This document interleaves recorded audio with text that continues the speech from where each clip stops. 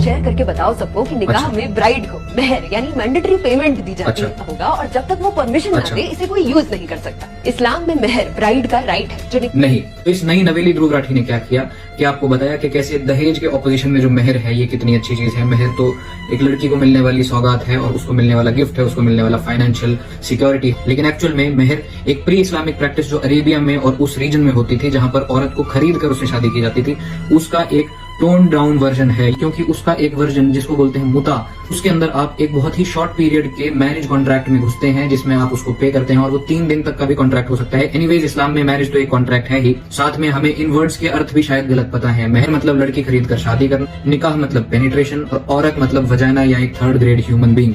और अगर इन सब शब्दों के मीनिंग्स आपको कोई मौलवी या कोई आपका दोस्त किसी और तरीके से समझाए या फिर कुछ और बताए तो उसको बोलते हैं अल तकिया, यानी कि डिसीट करना इस्लाम को फैलाने के लिए। नमो।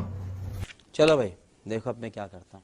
इस वीडियो में कहा गया कि इस्लाम में मेहर असल में एक पुरानी रिवायत का टोन डाउन वर्जन है जहाँ पे औरतें खरीदी जाती थीं और निकाह का मतलब है पेनिट्रेशन। और अगर कोई मौलाना इसको अलग बताता है तो वो तखय्या करता है। लेकिन सच क्या है, आओ कुरान के पर्सपेक्टिव से इसको समझते हैं। इस्लाम से पहले अरब की सोसाइटी में औरत को एक माल समझा जाता था, उसको ख़रीदा जाता था, उसको बेचा जाता था और उसका कोई हक़ नहीं होता था। यही वो सिस्टम था जिसको इस्लाम ने बिल्कुल ख़त्म कर दिया। इस्लाम ने कहा कि औरत कोई चीज़ नहीं बल्कि एक शख्सियत है जिसको इज़्ज़त दी जाए और मेहर उसका ख़रीदारी का नया नाम नहीं बल्कि उसके हक़ का ऐलान है। मेरा अल्लाह कुरान शरीफ में फरमाता है कि और औरतों को उनका मेहर खुशी से दो।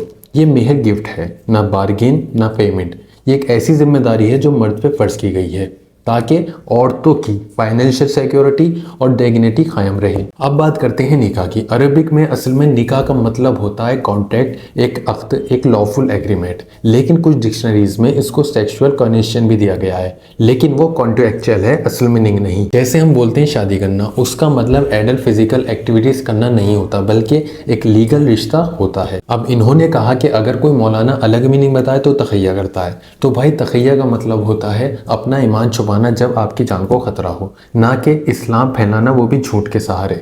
झूठ और धोखा इस्लाम में हराम है और तखय्या का झूठ से कोई लेना देना नहीं है। तो सच ये है कि मेहर और निकाह दोनों इस्लाम में औरत की इज्जत के लिए हैं, ना कि उसकी खरीदारी के लिए। अब जिसने कुरान और अरबिक की ग्रामर को नहीं समझा वो हिस्ट्री के आधे सच को झूठ बनाकर बेच रहा है।